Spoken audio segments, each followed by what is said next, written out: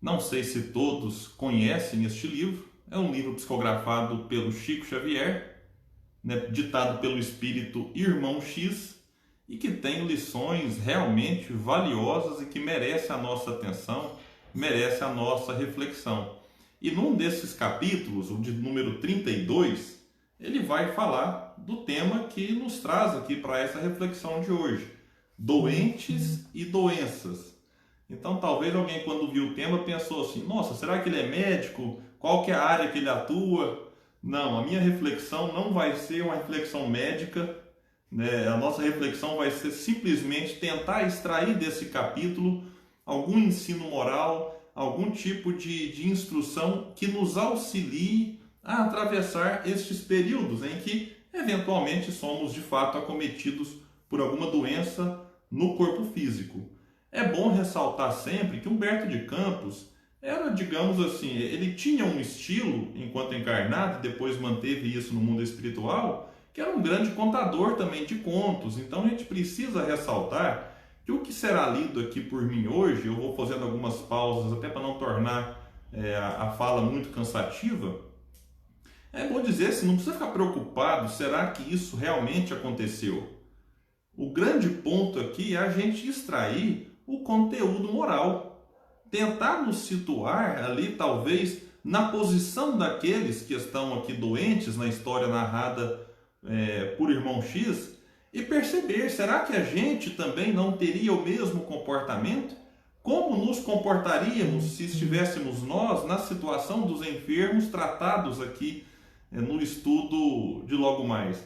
Então a grande questão aqui não é ficar preocupado se foi desse jeitinho, se não foi, mas sim tentar extrair as lições morais que o capítulo nos oferece. Eu digo, são muitas lições, e a leitura feita antecipadamente aí, ela caiu assim, de maneira muito ideal para que a gente entendesse aquilo que o Irmão X vai nos trazer neste capítulo, repito, 32 do livro Estante da Vida. Diz ele então: o respeito aos doentes é dever inatacável, mas vale descrever a ligeira experiência para a nossa própria orientação. Então, Humberto de Campos tem um estilo, quem conhece sabe, de uma certa ironiazinha, um certo até humor quando trata de algumas questões. Então, é meio que ele já se justifica dizendo: olha, a gente deve respeitar sempre os doentes. Mas ele vai trazer então essa experiência para a nossa análise. Diz ele então: penetráramos o nosocômio, que é o hospital, acompanhando um assistente espiritual que ingressava no serviço pela primeira vez, e por isso mesmo era ali tão adventício em matéria de enfermagem quanto eu próprio. Atender a 4 irmãos encarnados sofredores, o nosso encargo inicial nas tarefas do magnetismo curativo. Designá-los-emos por números. Em arejado aposento, abeiramo-nos deles, depois de curta oração. Então vamos fazer uma pausa só para tentar desenhar e ilustrar aqui o que a gente acabou de ler. Bom, primeiro então, o benfeitor espiritual se dirigiu a um hospital e ali agora estava diante de 4 doentes, 4 enfermos. Então eles fizeram uma oração para começar o atendimento, lembrando do mundo espiritual em relação ao mundo corporal. Algo que nós sabemos acontecer com muita frequência. Os espíritos amigos, a gente não pode esquecer disso, estão aí nos hospitais. Os hospitais estão repletos de espíritos vinculados àquelas tarefas, enfim, com inúmeras funções ali. E aqui a gente vai ver o que aconteceu com este benfeitor em relação aos 4 doentes, que eles não tratam por nomes, apenas por números, para facilitar aqui o nosso entendimento. O amigo de número 1 arfava em constrangedora dispneia, suplicando em voz baixa. Meus amigos, vejam agora se algum de vocês, em algum momento da vida, já falou mais ou menos assim: valei-me, Senhor, ai Jesus, socorrei-me, ó Divino Salvador. curai-me, e já não desejarei no mundo outra coisa, senão servir-vos. Bom, se alguém fosse se encaixando aí, ficou doente, logo começa a fazer 1000 promessas, né? Senhor, me cure, que se você me curar, é uma barganha, né? Me cure e depois eu vou dedicação total à sua causa. O segundo implorava, sob as dores abdominais em que se contorcia: ó meu Deus, tende misericórdia de mim, concedei-me a saúde e procurarei exclusivamente a vossa vontade. Olha, vamos lá. Terceiro, então, aproximamo-nos do terceiro, que, mal aguentando tremenda cólica renal em recidiva, tartamudeava ao impacto de pesado suor. Bom, gente, eu nunca tive cólica renal, mas dizem que é terrível. E dizem que nessa hora você promete mesmo mundos e fundos e faz qualquer negociação para tirar aquela cólica. Não sei se é bem assim, mas na hora da dor, né? E olha o que ele falava então: piedade, Jesus, salvai-me. Tenho mulher e 4 filhos. Salvai-me e prometo ser-vos fiel até a morte. Olha que bonito, né? Que promessa maravilhosa. Por fim, clamava o de número 4, carregando severa crise de artrite reumatoide: Jesus, Jesus, ó divino médico, atendei-me, amparai-me, dai-me a saúde e dar-vos-ei a vida. Poxa, isso aqui foi profundo, hein? E aí, nosso orientador enterneceu-se. Comovia-nos deveras ouvir tão carinhosas referências a Deus e ao Cristo, tantos apelos com inflexão de confiança e ternura. Olha, então aqui o irmão X agora descreve que ficou tocado, né? Ele e o orientador ficaram ali sensibilizados com a confiança, a ternura, com a forma carinhosa com que eles, apesar das dores, se dirigiam a Jesus, se dirigia aos amigos espirituais. E aí, sensibilizados, pusemos-nos em ação. O chefe esmerou-se. Exímio conhecedor de ondas e fluidos, consertou vísceras aqui, sanou disfunções ali, renovou células mais além, e o resultado não se fez esperar. Recuperação quase integral para todos. Entramos em prece, agradecendo ao Senhor a possibilidade de veicular-lhes as bênçãos. Nossa, agora, né? Todos reclamaram bastante, pediram a Deus, fizeram promessas, os benfeitores que estavam ali mais vinculados à tarefa, receberam aqueles pedidos, foram lá sensibilizados e curaram, ou aliviaram o quadro de todos eles. Todos ficaram melhores, todos receberam ali, se não a cura integral, uma melhora substancial em relação àquilo que se tinha. E aí? Nada melhor do que um dia após o outro, já diz aí a frase, né? No dia imediato, quando voltamos ao hospital pela manhã, o quadro era diverso. Melhorados com segurança, os doentes já nem se lembravam do nome de Jesus. E aí alguém pode pensar assim: William, mas Jesus fica triste se a gente não ficar falando o nome dele? Será que Jesus quer ser lembrado? Gente, Jesus, na condição de espírito puro, não está preocupado com as homenagens que nós fazemos a ele. Não está preocupado se a gente vai ficar elogiando, carregando adjetivos para falar do mestre. Não está preocupado se a gente vai nem mesmo se declarar cristãos. Jesus simplesmente nos ensina e agora ele simplesmente prossegue. E cabe a cada um de nós, muito mais do que se dizer cristãos, tentar praticar os seus ensinos. Tentar praticar aquilo que ele ensinou. Então a questão da lembrança registrada por irmão X não é que a gente deve agora ficar: eu preciso lembrar de Jesus. A preocupação aqui é: será que a gente está vivendo aquilo que Jesus nos ensinou já há 2000 anos? A gente não precisa nem ser cristãos. Eu vejo às vezes muitos indivíduos fora do cristianismo vivendo os ensinos de Jesus muito mais do que nós, que carregamos no rótulo religioso o título de espíritas, de católicos, de evangélicos. Então a questão não é apenas a aparência, mas a essência. Será que nós já compreendemos o que Jesus nos trouxe? Será que a gente já vive? Essa é a reflexão principal. Como ele mesmo nos disse no Evangelho, não basta dizer Senhor, Senhor, para entrar no reino dos céus, mas é necessário fazer a vontade do Pai.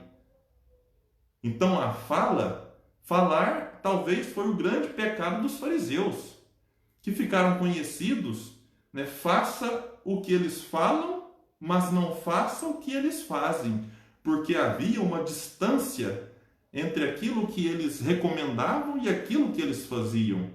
Então, o nosso desafio não é simplesmente se dizer espírita, cristão, evangélico, católico, mas é viver, é ser as cartas vivas do Evangelho, como nos propôs Paulo de Tarso nas suas cartas.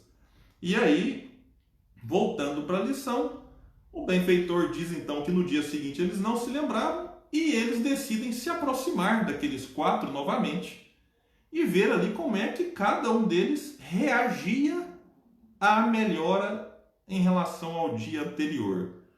O enfermo número 1, aqui estava triste, com dispneia, dificuldade de respirar, suplicava em voz baixa, agora estava ali, se reportava exasperando ao irmão que faltara ao compromisso de visitá-lo na véspera.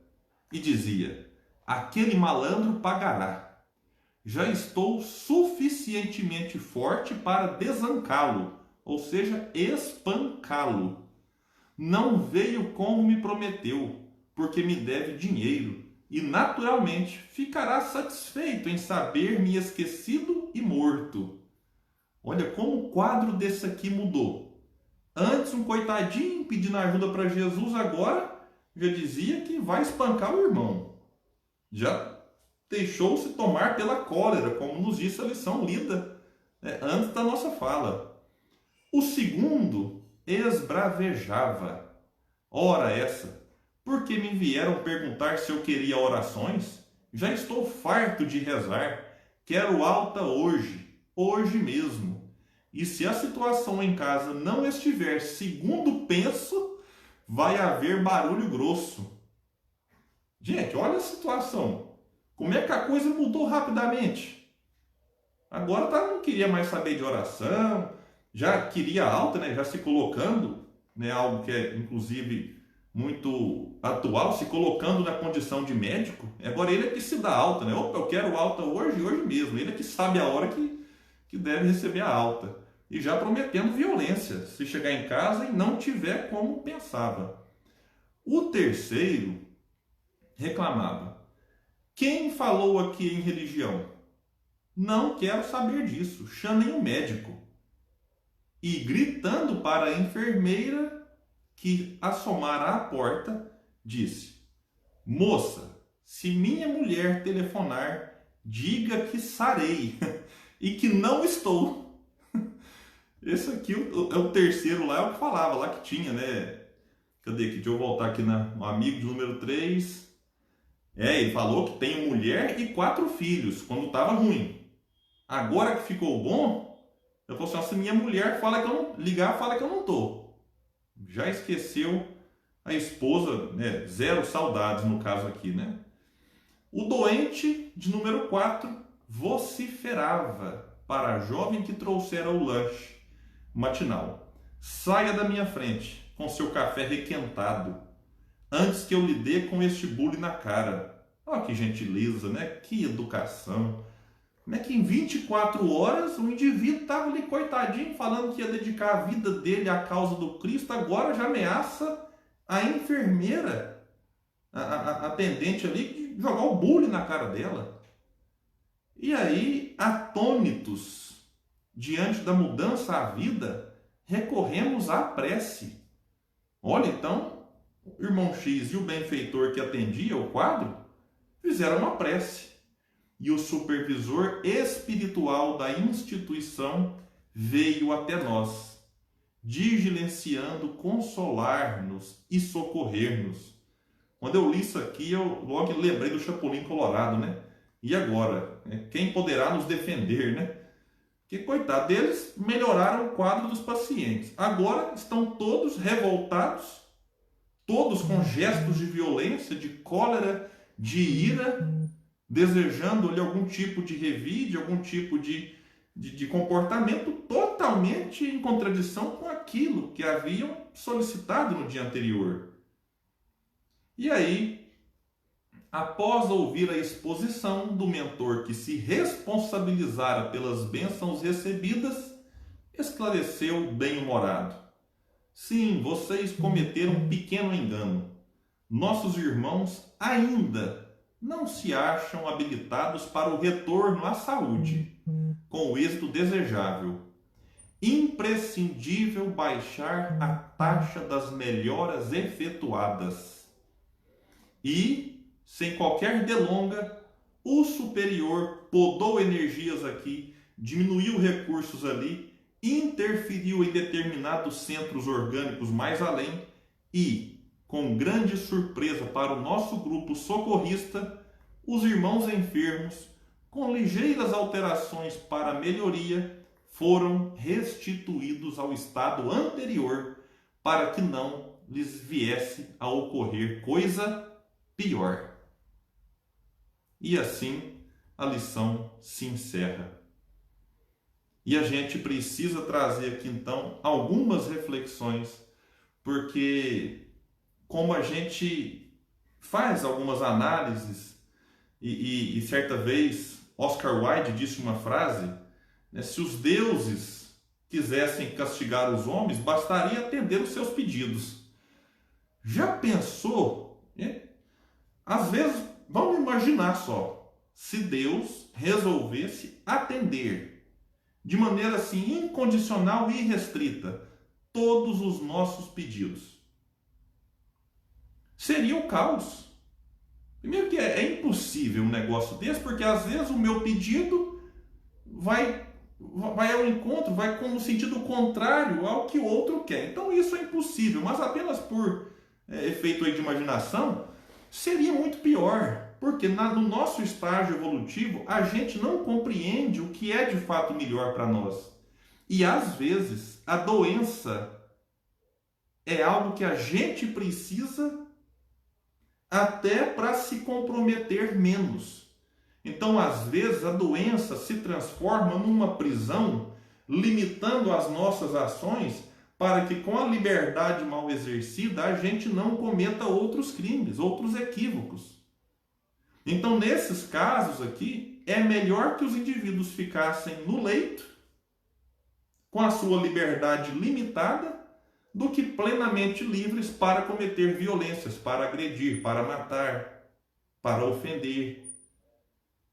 Então é necessário a gente compreender o papel extremamente, muitas vezes, educativo da própria dor, que nos convida a uma pausa, que nos convida a um momento de calmaria, de análise, de reflexão, para que façamos, inclusive, um processo de autoconhecimento. Leon Denis, no livro Depois da Morte, ele vai escrever algo muito importante para a gente. Diz ele que a dor nos obriga a voltarmos para dentro de nós mesmos e a refletirmos. Ela nos ajuda a domar nossas paixões. A dor é o caminho do aperfeiçoamento. Então, processos dolorosos, processos difíceis na vida, a gente sabe que é delicado, que é complicado realmente, mas a gente tem que compreender que essas situações não são castigos de Deus, uma punição pelo simples fato de punir, mas é uma oportunidade que temos para, a partir daquele processo doloroso, refletir. Não é que agora a gente precisa, como muita gente, compreendendo equivocadamente o espiritismo, acha que espírita gosta de sofrer. Ah, nossa, espírita gosta de sofrer. Simão Pedro de Lima, o expositor aqui de Patrocínio, cidade praticamente vizinha a Uberlândia, ele brinca da seguinte forma: não é que o espírita gosta de sofrer, mas já que tem que sofrer, sofre com gosto. É diferente. Uma coisa é gostar de sofrer. Aí eu, diante da dor, eu não procuro ajuda, não tomo remédio, não busco hospital, não busco médico, porque não, eu gosto de sofrer, então tem que ficar aqui agora. Não. Mas é necessário compreender que diante da dor é necessário apreciar os ensinos que ela nos traz. E quem vai nos orientar em relação a isso é o próprio Leon Denis, agora em outro livro, no Problema do Ser e do Destino. Ele tem uma frase, que é um trecho que é belíssimo e que eu uso bastante porque, de fato, vai nos ensinar muito. Diz Leon Denis: aprende a sofrer. Não te direi procura a dor. Não vai fazer, eu tenho que sair procurando a dor, pondo a tomada. Não é isso. Aprende a sofrer. Não te direi procura a dor, mas quando ela se apresentar inevitável em teu caminho, acolhe-a como uma amiga. Aprende a conhecê-la, a apreciar sua beleza austera, a captar seus secretos ensinamentos. Continua Leon Denis: estuda sua obra oculta, em vez de te revoltares contra ela, ou então de ficares abatido, inerte e acovardado sob a ação dela. Então isso aqui é importante. Leon Denis nos fala então que é necessário olhar para a dor e tentar enxergar nela a lição oculta. E isso a gente pode entender como dor individual, num processo de doença em que eu vivo, e eu posso entender até num sentido coletivo. Neste momento de pandemia, por exemplo, meus amigos, a gente fica muito preocupado assim: quando é que a pandemia vai passar? Quando é que vai ter a vacina? Porque está todo mundo realmente, né, necessitado, ansioso. Né? Meus pais, não sei se continuam na live aqui, mas tem 4 meses que eu não abraço meu pai, que eu não abraço minha mãe. Nesses 4 meses eu os vi por 3 vezes de longe, sem pegar na mão, sem contato. Então a gente fica ansioso por um contato, isso é normal.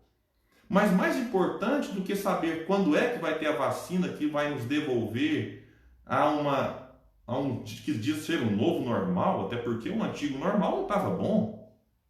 Cá entre nós, se a gente voltar para o antigo normal, daqui a pouco vem outra pandemia. O planeta não aguenta o antigo normal. As nossas relações não suportam o antigo normal. Então, se a gente não tira lição e daqui a pouco vem a vacina e a gente continua o mesmo, muito se fala em transição planetária. Quando é que o planeta vai entrar em regeneração? Gente, a pergunta que a gente deve fazer é: quando é que nós estaremos em regeneração? Quando é que vai vir um mundo feliz? Não, é quando eu terei comportamento digno de um mundo feliz. A gente fica preocupado com algumas questões e não olha para dentro. Porque se a pandemia passar e eu ser o mesmo que eu era antes, de nada valeu passar por tudo isso. Essa pandemia passar e eu continuar indiferente em relação às questões que eu era antes, poxa, a pandemia não surtiu efeito em mim. Então a pandemia vai mudar muita coisa? Vai, já está mudando. As lives espíritas, algumas questões, alguns projetos, algumas questões políticas, econômicas, sociais, isso tudo acontece. Na área da ciência, na área da medicina, há avanços grandiosos acontecendo. Mas a pergunta é: e dentro de nós? Qual é o efeito da pandemia em nós? Isso é importante. Que às vezes estamos doentes, não doentes que pegou Covid ou não, mas de certa forma todos nós trazemos algumas doençazinhas da alma dentro. E será que nós estamos assim como aqueles que foram aqui visitados por irmão X, apenas revoltados, esperando a vacina, esperando a normalidade para continuar manifestando através dos nossos atos o homem velho de antes? Então é necessário entender que tanto a doença individual quanto a coletiva nos convida a uma mudança de postura diante da vida.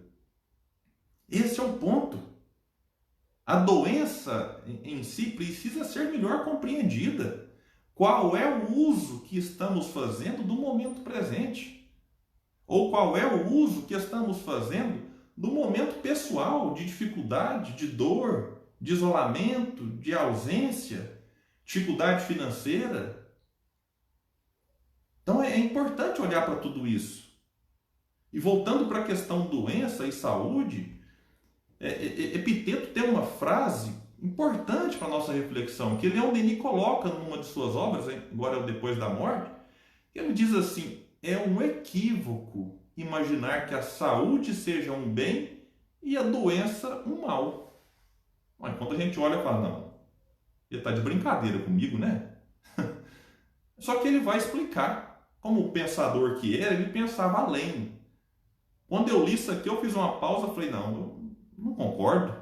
Só que quando ele explica, aí eu falei, não tinha pensado desse jeito. Olha aqui. Usar bem a saúde é um bem. Usá-la mal é um mal. Usar bem a doença é um bem. Usá-la mal é um mal. De tudo extrai-se o bem, até da morte. Então, ele coloca agora, meus amigos, saúde e doença como se fossem coisas neutras, que depende do uso que nós fazemos delas, para dizer se elas serão boas ou ruins. E há indivíduos realmente que pedem a Deus saúde, saúde, saúde, para no outro dia fazer o mal. Estes fazem mau uso da saúde que possuem. E há indivíduos que, apesar do corpo debilitado, apesar do corpo doente, fazem dessa doença um excelente uso. Contagia gerações. Eu falo de Uberlândia, cidade praticamente vizinha a Ituiutaba, que recebeu ali uma das pessoas com um dos maiores exemplos que eu já conheci, Jerônimo Ribeiro Mendonça. Um indivíduo que, dos 20 aos 50 anos, preso a um leito, dos 30 aos 50, cego dos dois olhos, com gravíssimos problemas cardíacos.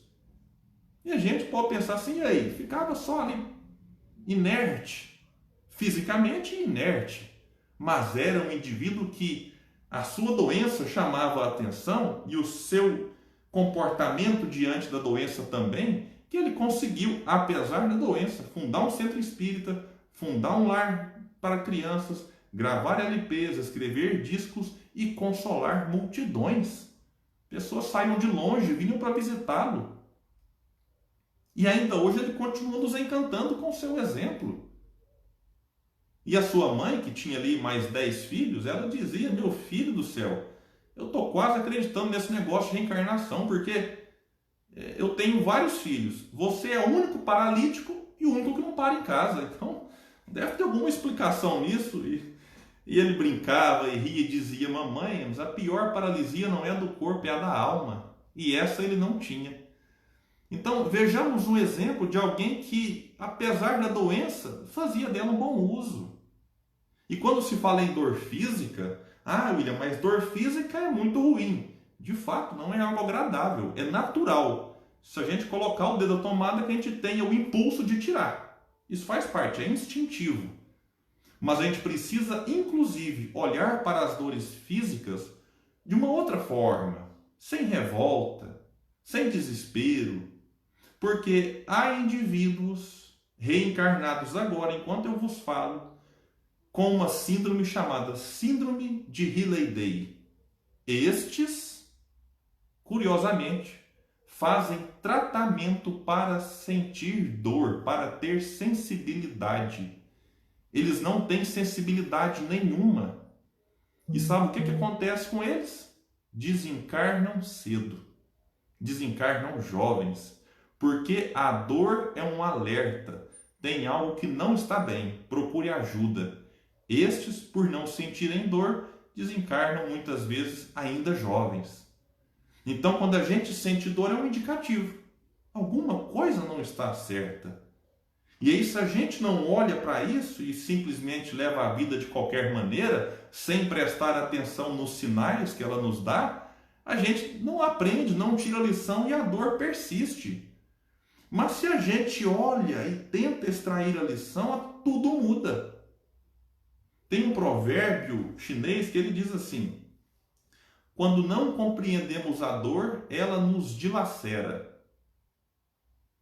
Quando não compreendemos a dor, ela nos dilacera. Quando entendemos sua finalidade, ela nos aperfeiçoa.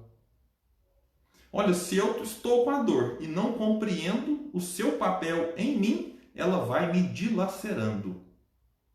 Mas se eu entendo sua finalidade, ela me aperfeiçoa. William, mas e quando a pessoa desencarna com aquela doença? Quer dizer que ela não compreendeu a dor? Ah, meus amigos, aí é um outro ponto que precisamos tratar. Que a gente acha que desencarnou com aquela doença porque não teve o aprendizado necessário. Não, às vezes teve aprendizado. A morte do corpo físico não é um indicativo de que o fulano aprendeu ou não com aquela dor. Eu já visitei pessoas em estado terminal, mas que tinham uma tranquilidade, uma resignação, uma aceitação que contagiava a todos. Então, estes, apesar do corpo estar ali sucumbindo diante da doença irreversível, do quadro irreversível, tinham compreendido o seu papel e desencarnaram com o espírito maior do que quando reencarnaram. Este é o papel. A morte do corpo físico não pode ser um indicativo de que o espírito evoluiu, cresceu ou não. Então é necessário a gente focar no aprendizado, que aí a gente estará fortalecido apesar da doença. E aí, já caminhando para o encerramento da nossa fala, a gente pode pensar assim, mas até quando sofreremos? Tem uma questão do Livro dos Espíritos que aparentemente não tem nada a ver com isso, mas no fundo tem. Kardec pergunta assim na questão 614, que se deve entender por lei natural? A lei natural é a lei de Deus, dizem os Espíritos. É a única verdadeira para a felicidade do homem. Indica-lhe o que deve fazer ou deixar de fazer. E detalhe, e ele só é infeliz quando dela se afasta. Então, na medida em que nós nos aproximarmos do cumprimento da lei divina, o nosso nível de infelicidade, de sofrimento diminui. E quem interpretou isso muito bem e nos esclareceu a respeito foi de novo Leon Denis. Lá no livro O Problema do Ser e do Destino, ele vai nos dizer o seguinte. Gente, isso aqui é importantíssimo. Enquanto o homem não tiver colocado seus pensamentos e seus atos em harmonia com as leis eternas, a dor será necessária. Ela, a dor, cessará de se fazer sentir desde que isto ocorra. E ele continua: todos os nossos males decorrem do fato de que agimos em um sentido oposto ao da lei divina. Se retomarmos o rumo correto, a dor desaparece com as causas que a originaram. Então, meus amigos, a gente deve recorrer às muitas terapias que temos, a medicina convencional, a medicina espiritual, isso tudo faz parte. Mas é imprescindível que a gente faça esse movimento de olhar para dentro, de ver os nossos pensamentos, as nossas palavras, os nossos atos, porque se estes estiverem ainda em desacordo com a lei, a gente pode até ter uma melhoradinha assim de leve, mas daqui a pouco volta. A gente pode ter até um momento de descanso, mas daqui a pouco a dor volta. Por quê? Porque eu não tirei o aprendizado. Da mesma forma que um aluno na escola. Quando ele não tira nota suficiente para ir para a série seguinte, ele é convidado a passar pelas provas de novo. A vida é assim. Então a gente precisa compreender o papel consolador do Espiritismo, mas o papel esclarecedor. Porque consolo sem esclarecimento já existia desde sempre. A doutrina espírita consola esclarecendo. Então, quando a gente fala para nós mesmos, olhe, fique calmo, vai passar. E vai mesmo. Tudo passa, mas algo precisa ficar. O aprendizado precisa permanecer. Porque se a dor passa e o aprendizado não fica, daqui a pouco a dor volta. Portanto, mais importante que superar um desafio é aprender algo com ele. Então, que a gente possa compreender tudo isso que a doutrina espírita nos traz, para que, estando doentes ou saudáveis no corpo físico, a gente possa olhar para tudo como um aprendiz, porque estamos aqui para isso, para aprender, praticar e evoluir. Então, meus amigos, é isso que a gente tinha para esta noite. Eu agradeço, o convite, agradeço a companhia, agradeço a paciência de todos em me ouvir e devolvo a palavra aí, não sei para quem, e estou aqui também participando desse resto de estudo com vocês.